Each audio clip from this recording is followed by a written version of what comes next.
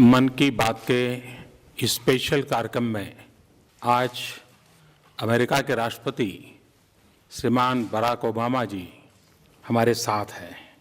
पिछले कुछ महीनों से मन की बात मैं आपसे करता आया हूं, लेकिन आज देश के भिन्न भिन्न कोने से बहुत से लोगों ने सवाल पूछे हैं, लेकिन ज़्यादातर सवाल राजनीति से संबंधित है, विदेश नीति से संबंधित है, आर्थिक नीति से संबंधित है, लेकिन कुछ सवाल वो हैं जो दिल को छूने वाले हैं। और मैं मानता हूं कि आज हमें उन सवालों को स्पर्श करने से हम देश के कोने कोने में एक सामान्य मानवी तक पहुंच पाएंगे। और इसलिए जो पत्रकार वार्ताओं में उठाए जाने वाले सवाल हैं या जो मीटिंगों में चर्चा में आने वाले सवाल हैं, उसके बजाय जो दिल से निकलने वाली बातें हैं उसको अगर हम दोहराते हैं, उसको अगर गुनगुनाते हैं तो एक नई ऊर्जा मिलती है। और उस अर्थ में मैं समझता हूं कि ये सवाल मेरे दृष्टि से ज़्यादा अहम रखते हैं। आप लोगों को मालूम है, कुछ लोगों के मन में सवाल उठता है, बराक का अर्थ क्या है? तो मैं जरा ढूंढ रहा था कि बराक का अर्थ क्या है। तो स्वाहिली भाषा, जो कि अफ्रीकन कंट्रीज में प्रचलित है, स्वाहिली भाषा में बराक का मतलब है वह जिसे आशीर्वाद प्राप्त है, वन हु इज ब्लेस्ड।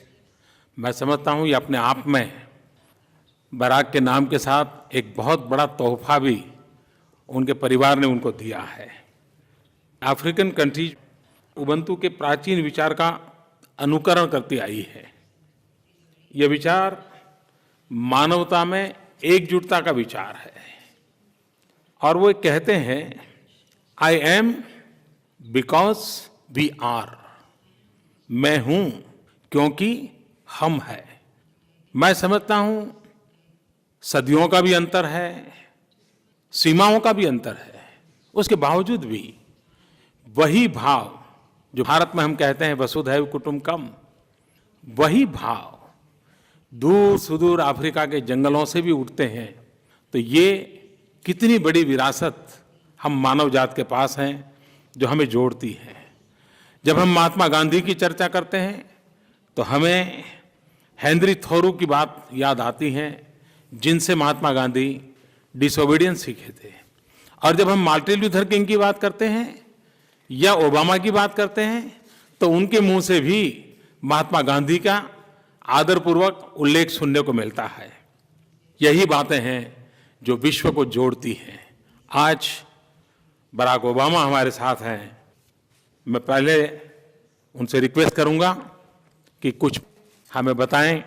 बाद में जो सवाल आए हैं, वो सवाल जो मेरे लिए सवाल आए हैं उसका जवाब मैं दूंगा, जो बराक के लिए सवाल आए हैं उनका जवाब बराक देंगे। तो मैं I request president Barack Obama to say a few words. Namaste. Thank you, Prime Minister Modi, for your kind words and for the incredible hospitality you've shown me and my wife Michelle on this visit. And let me say to the people of India how honored I am to be the first American president to join you for Republic Day. I'm told this is also the first ever radio address by an Indian Prime Minister and an American president together. So we're making a lot of history in a short time. To the people of India, listening all across this great nation, it's wonderful to be able to speak to you directly. We just came from discussions in which we affirmed that India and the United States are natural partners because we have so much in common. We're two great democracies, two innovative economies, two diverse societies dedicated to empowering individuals. We are linked together by millions of proud Indian Americans who still have family and carry on traditions from India. And I want to say to the Prime Minister how much I appreciate your strong personal commitment to strengthening the relationship between these two countries. People are very excited in the United States about the energy that Prime Minister Modi is bringing to efforts in this country to reduce extreme poverty and lift people up, to empower women, to provide access to electricity and clean energy, and invest in infrastructure and the education system. And on all these issues, we want to be partners because many of the efforts that I am promoting inside the United States to make sure that young people get the best education possible, to make sure that ordinary people are properly compensated for their labor and paid fair wages and have job security and health care. These are the same kinds of issues that Prime Minister Modi, I know, cares so deeply about here. And I think there's a common theme in these issues. It gives us a chance to reaffirm what Gandhiji reminded us should be a central aim of our lives, and that is we should endeavor to see God through service of humanity, because God is in everyone. So these shared values, these convictions, are a large part of why I'm so committed to this relationship. I believe that if the United States and India join together on the world stage around these values, then not only will our peoples be better off, but I think the world will be more prosperous and more peaceful and more secure for the future. So thank you so much, Mr. Prime Minister, for giving me this opportunity to be with you here today. Barack, the first question comes from Raj from Mumbai. उनका सवाल है, अपनी बेटियों के लिए आपके स्नेह के बारे में सारी दुनिया जानती है। अपनी बेटियों को आप भारत के बारे में अपने अनुभव कैसे बताएंगे? क्या आप उनके लिए कोई खरीदारी करने की योजना बना रहे हैं? Well, first of all, they very much wanted to come. They are fascinated by India. Unfortunately, each time that I've taken a trip here, they had school and they couldn't leave school. And in fact, Malia my older daughter had exams just recently. So they are fascinated by the culture and the history of India, in part because of my influence, I think. They are deeply moved by India's movement to independence and the role that Gandhi played in not only the nonviolent strategies here in India, but how those ended up influencing the nonviolent civil rights movement in the United States. So when I go back, I'm going to tell them that India is as magnificent as they imagined, and I am quite sure they're going to have to that they're going to insist that I bring them back the next time I visit. It may not be during my presidency, but afterwards they'll definitely want to come and visit. And I will definitely do some shopping for them, although I can't go to the stores myself, so I have to have my team do the shopping for me. And I'll get some advice from Michelle because she probably has a better sense of what they would like. Barack ने कहा कि वो बेटियों को लेकर आएंगे। मेरा आपको निमंत्रण है, राष्ट्रपति के कार्यकाल में भी आएँ या राष्ट्रपति कार्यकाल के बाद आएँ, भारत आपका और आपकी बेटियों का स्वागत करने के लिए उत्सुक हैं। मुझे एक सवाल पुणे से सानिका दीवान जी ने पूछा है, महाराष्ट्र पुणे से। उन्होंने मुझे पूछा है कि आपने बेटी बचाओ बेटी पढ़ाओ मिशन शुरू किया है, क्या उसमें भी आपने अमेरिका के प्रेसिडेंट ओबामा की मदद मांगी है क्या? सानिका, आपने अच्छा सवाल पूछा है। भारत में सेक्स रेशियो के कारण एक बहुत बड़ी चिंता सता रही है। 1000 लड़कों के सामने लड़कियों की संख्या कम है और उसका मूल कारण लड़के और लड़की के प्रति देखने का हमारा जो रवैया है वो दोषपूर्ण है। प्रेसिडेंट ओबामा से मैं मदद मांगूं या न मांगूं, उनका जीवन ही अपने आप में एक प्रेरणा है। जिस प्रकार से वो अपनी 2 बेटियों का लालन पालन करते हैं, जिस प्रकार से अपनी 2 बेटियों के लिए वो गर्व करते हैं, हमारे देश में भी कई जगह पे जब हमें कई लोगों से मिलना होता है तो परिवार में उनको कोई बेटा नहीं होता है, सिर्फ बेटियां होती हैं और इतने गौरव से बेटियों को बड़ी करते हैं, इतना गौरव देते हैं, वही सबसे बड़ी प्रेरणा है। मैं समझता हूँ ये प्रेरणा ही हमारी ताकत है। और आपने सवाल पूछा है तो मैं कहना चाहूँगा कि बेटी बचाना, बेटी पढ़ाना ये हमारा सामाजिक कर्तव्य है, सांस्कृतिक कर्तव्य है, मानवीय जिम्मेवारी है, इसको हमने निभाना चाहिए। बराक, आपके लिए एक क्वेश्चन है। The second question for president Obama comes through email. Doctor Kamlesh Upadhyay, a doctor based in Ahmedabad, Gujarat. आपकी पत्नी मोटापे और डायबिटीज जैसी स्वास्थ्य की आधुनिक चुनौतियों से निपटने की दिशा में व्यापक सामाजिक कार्य कर रही है। भारत में भी ये चुनौतियां तेजी से बढ़ रही हैं।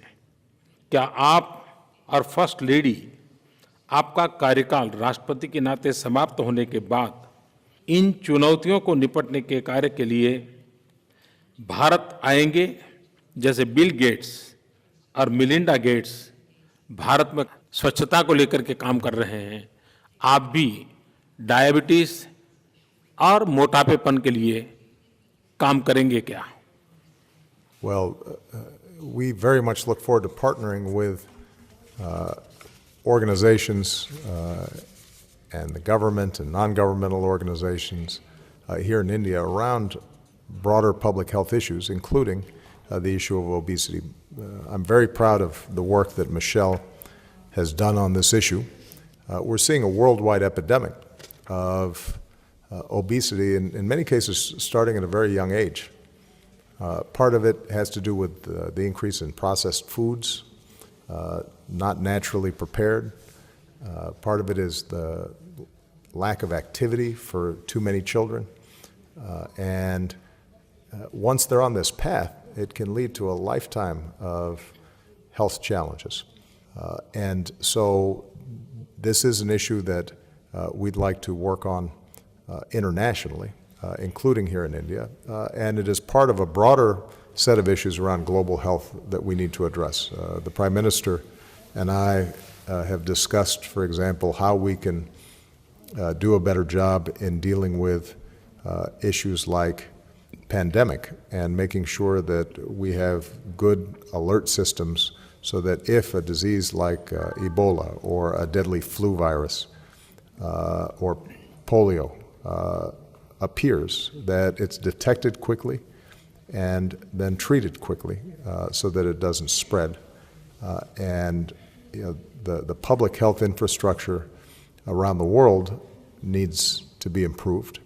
I think the Prime Minister is doing a great job in focusing on these issues here in India. And India has a lot to teach many other countries who may not be advancing as rapidly in improving this public health sector. But it has an impact on everything, because if children are sick, they can't concentrate in school and they fall behind. It has a huge economic impact on the countries involved. And so we think that there's a lot of progress to be made here, and I'm very excited about the possibilities of continuing this work even after I leave office. मुझे एक सवाल श्रीमान अर्जुन ने पूछा है और बड़ा interesting सवाल है। उन्होंने पूछा है कि मैंने व्हाइट हाउस के बाहर एक पर्यटक के रूप में आपकी एक पुरानी फ़ोटो देखी है, जब आप बीते दिनों सितंबर में वहाँ गए तो कौन सी बात आपके दिल को छू गई? ये बात सही है कि मैं जब पहली बार अमेरिका गया था तो व्हाइट हाउस जाना तो हमारे नसीब में नहीं था। तो व्हाइट हाउस से दूर एक लोहे की बहुत बड़ी जाली लगी हुई है, तो अब जाली के बाहर खड़े रह कर के फ़ोटो निकाली थी, पीछे व्हाइट हाउस दिखता है। और अब प्रधानमंत्री बन गए तो वो फ़ोटो भी पॉपुलर हो गई। लेकिन तब मैंने कभी सोचा नहीं था कि मुझे भी कभी ज़िंदगी में व्हाइट हाउस में जाने का अवसर आएगा। लेकिन जब मैं व्हाइट हाउस गया, एक बात ने मेरे दिल को छू लिया और मैं ये कभी भूल नहीं सकता हूँ। बराक ने मुझे किताब दी। वे किताब काफ़ी मेहनत करके खोज करके लाए थे और 1894 में वो किताब प्रसिद्ध हुई थी। स्वामी विवेकानंद, जो मेरे जीवन की प्रेरणा है, वे शिकागो गए थे, वर्ल्ड रिलीजन कॉन्फ्रेंस में गए थे, और वर्ल्ड रिलीजन कॉन्फ्रेंस में जो भाषण हुए थे उसका वो कंपाइलेशन था। वो किताब खोज करके मेरे लिए लाए थे, यानी वो घटना मेरे लिए दिल को छूने वाली थी। लेकिन उतना ही नहीं, उन्होंने वो किताब के पन्ने खोल खोल करके क्या क्या उसमें लिखा है वो मुझे दिखाया। मतलब कि वो पूरी किताब देख चुके थे और इस गर्व के साथ मुझे कहा कि मैं उस शिकागो से आता हूं जहां स्वामी विवेकानंद आए थे। ये बातें मेरे मन को बहुत छू गई थी और मैं जीवन भर ये मैं अपनी विरासत मानता हूं। तो कभी व्हाइट हाउस के से दूर कहीं खड़े रह करके फोटो निकालना और फिर कभी व्हाइट हाउस में जाकर के जिनके प्रति मेरी श्रद्धा रही है उनके जीवन की किताब प्राप्त करना, आप कल्पना कर सकते हैं कि दिल को कितना स्पर्श कर गया होगा। बराक, आपके लिए एक क्वेश्चन है। Himani from Ludhiana, Punjab. Question is for you. Well, the question is, did you both imagine you would reach the positions that you've reached today? And it's interesting, Mr. Prime Minister, you talking about the first time you visited the White House and being outside that iron fence. The same is true for me. When I first went to the White House, I stood outside that same fence and looked in, and I certainly did not imagine that I would ever be visiting there, much less living there. I think both of us have been blessed with extraordinary opportunity, coming from relatively humble beginnings. And when I think about what's best in America and what's best in India, the notion that a tea seller or somebody who was born to a single mother like me could end up leading our countries is an extraordinary example of the opportunities that exist within our countries. Now, I think part of what motivates both you and I is the belief that there are millions of children out there who have the same potential, but may not have the same education, may not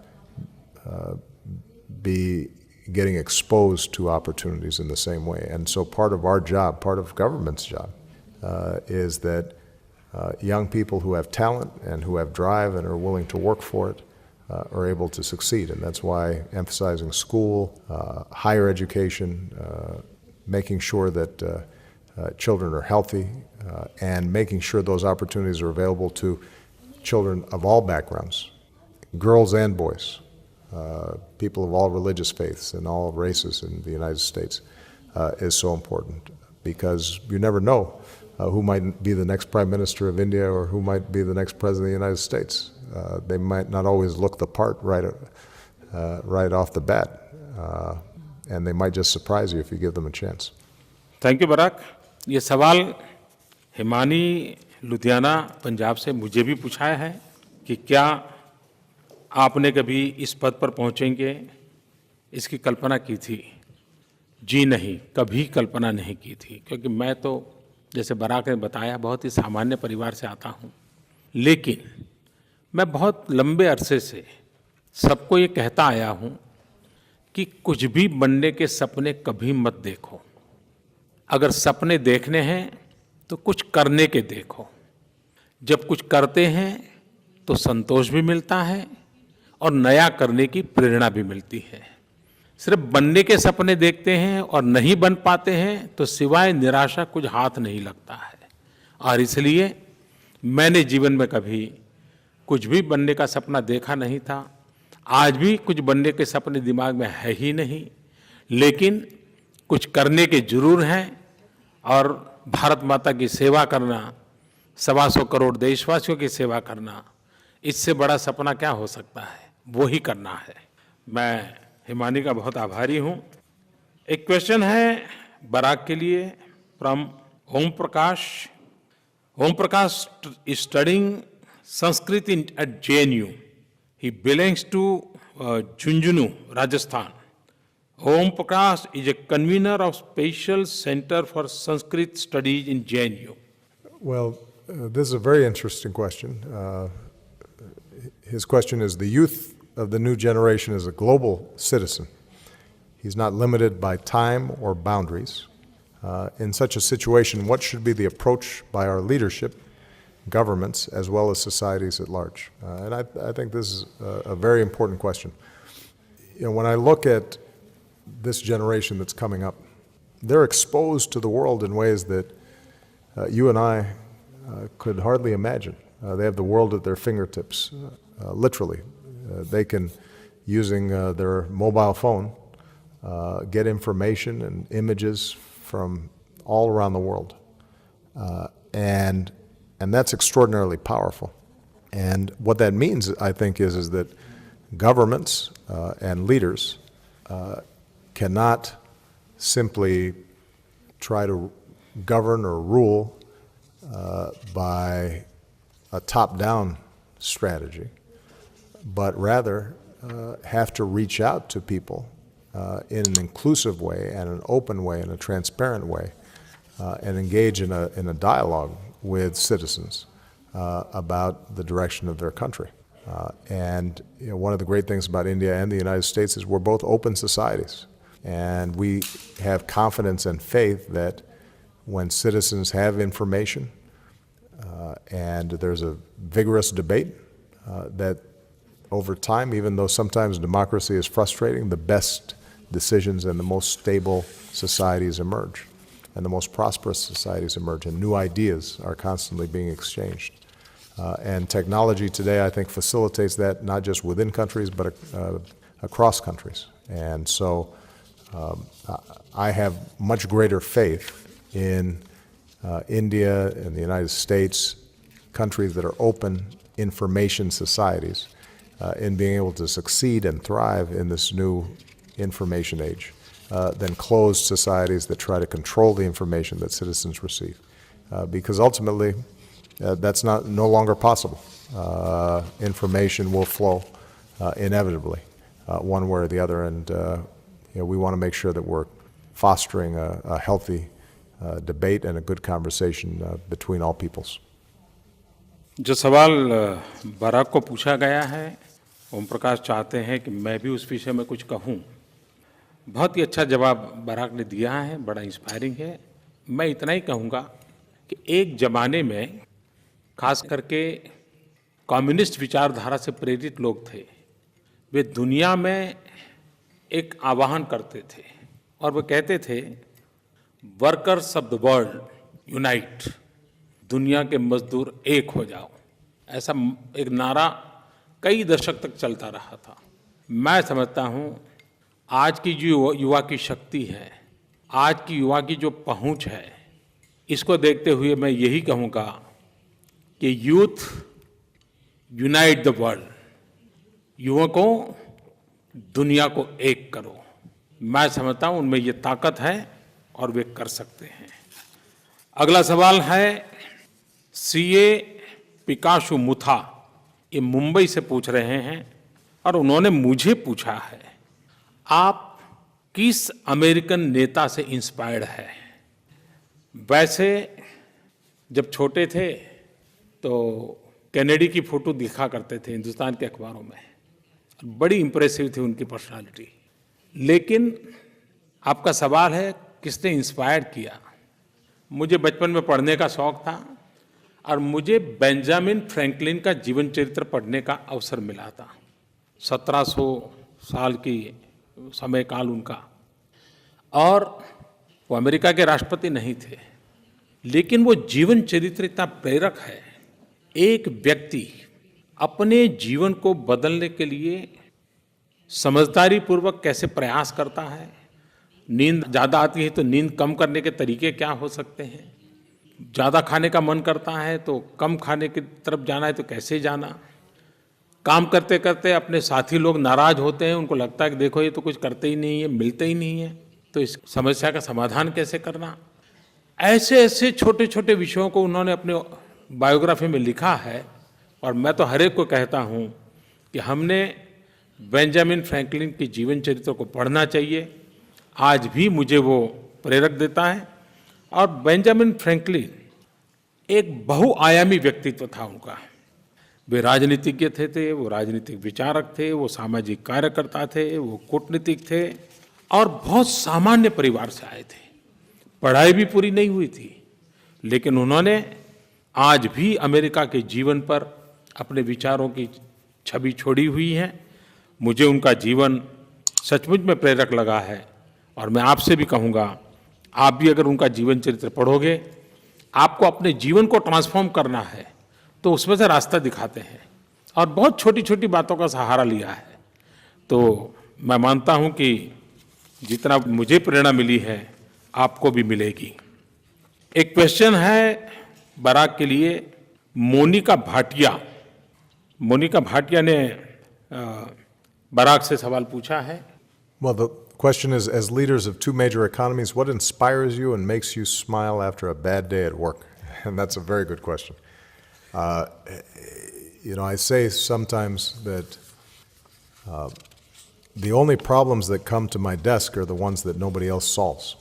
If they were easy questions, then somebody else would have solved them before they reached me. So there are days when it's tough and frustrating, and that's true in foreign affairs, that's true in domestic affairs. But I tell you what inspires me, and I don't know, Mr. Prime Minister, if you share this view. Almost every day I meet somebody who tells me, you made a difference in my life. So they'll say, the healthcare law that you passed saved my child who didn't have health insurance, and they were able to get an examination from a physician, and they caught an early tumor, and now he's doing fine. Or they'll say, you helped me save my home during the economic crisis. Or they'll say, I couldn't afford college, and the program you set up has allowed me to go to the university. And sometimes they're thanking you for things that you did 4 or 5 years ago. Sometimes they're thanking you for things you don't even remember, or you're not thinking about that day. But it's a reminder of what you said earlier, which is if you focus on getting things done as opposed to just occupying an office or maintaining power, then the satisfaction that you get is unmatched. And the good thing about service is that anybody can do it. If you're helping somebody else, the satisfaction that you can get from that, I think, exceeds anything else that you can do. And that's usually what makes me inspired to do more and helps get through the challenges and difficulties that we all have. Because obviously we're not the only people with bad days at work. I think everybody knows what it's like to have a bad day at work. You just have to keep on working through it. Eventually, you'll make a difference. सचमुच में Barack ने मन की बात कही है कि हम भी भले किसी पद पर क्यों ना हो, हम भी इंसान हैं। ऐसी छोटी छोटी चीज़ें हमें प्रेरणा देती हैं। मेरा भी मन करता है मैं एक घटना मेरे अपने जीवन की बताऊं। मैं जीवन में बहुत वर्षों तक एक प्रकार से परिव्राजक रहा। लोगों के घर में मुझे खाना मिलता था, कोई जो बुलाता था वो मुझे खिलाता था। एक बार एक परिवार मुझे बार बार कहता था कि आप मेरे घर खाना खाने आइए, लेकिन मैं जाता नहीं था। इसलिए नहीं जाता था कि वो बहुत गरीब परिवार था, और मुझे लगता था कि मेरा उनके यहाँ भोजन के लिए जाऊँगा, उन पर बोझ बन जाऊँगा। लेकिन उनका प्यार उतना था, उनका आग्रह इनका था कि आखिरकार मुझे झुकना पड़ा। अब मैं उनके घर भोजन के लिए गया। जब भोजन के लिए हम बैठे, बहुत छोटी सी झोपड़ी जैसी जगह थी, तो उन्होंने मुझे बाजरे की रोटी और दूध दिया। तो उनका छोटा बच्चा उस दूध की ओर देख रहा था। ऐसा लगा कि जैसे इस बच्चे ने कभी दूध देखा नहीं है। तो मैंने तुरंत वो दूध का कटोरा उस बच्चे को दे दिया, और उसने तुरंत पल दो पल में उसको पी लिया। उसके घर के लोग बहुत नाराज हो गए कि इसने दूध क्यों पी लिया। और मैंने अनुभव किया कि उस बच्चे ने शायद माँ के दूध के सिवा कभी भी दूध पिया नहीं होगा। और मुझे अच्छा खिलाने के इरादे से वो दूध ले आए थे। इस बात ने मुझे इतनी प्रेरणा दी कि गरीब झुग्गी झोपड़ी में रहने वाला व्यक्ति मेरे लिए इतनी चिंता करता है, तो मुझे अपना जीवन ऐसे लोगों के लिए लगा देना चाहिए। तो यही बातें हैं जो प्रेरणा देती हैं। और बराक ने भी बहुत ही एक सामान्य मन को क्या क्या लगता है हमारे सामने बताया है। मैं बराक का बहुत आभारी हूं कि उन्होंने इतना समय दिया। और मन की बात सुनने के लिए मैं देशवासियों का भी आभारी हूं। मैं जानता हूं कि भारत में रेडियो हर घर पहुंचा हुआ है, हर गली पहुंचा हुआ है। और ये रेडियो मन की बात, स्पेशल मन की बात, ये आवाज़ हमेशा हमेशा गूंजती रहेगी। मुझे एक विचार आया है, मैं आपके सामने रखता हूं। मेरी और बराक के बीच आज जो बात हुई है, इसकी एक ई बुक निकाली जाए।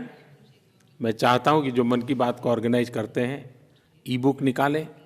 और मैं आपसे भी कहता हूं कि आप जो श्रोताओं ने ये मन की बात सुनी है, तो आप भी जरूर इसमें पार्टिसिपेट कीजिए। और उसमें से जो बेस्ट 100 विचार मिलेंगे उसको भी मेरी और बराक की इस किताब के साथ हम जोड़ेंगे और एक ई बुक निकालेंगे। और मैं चाहता हूं कि आप लोग ट्विटर हो, फेसबुक हो, ऑनलाइन कुछ लिखना चाहते हो तो आप #YesWeCan इस हैशटैग के साथ हमें लिखिए। Eliminate poverty, yes we can. Quality health care to all, yes we can. Youth empowered with education, yes we can.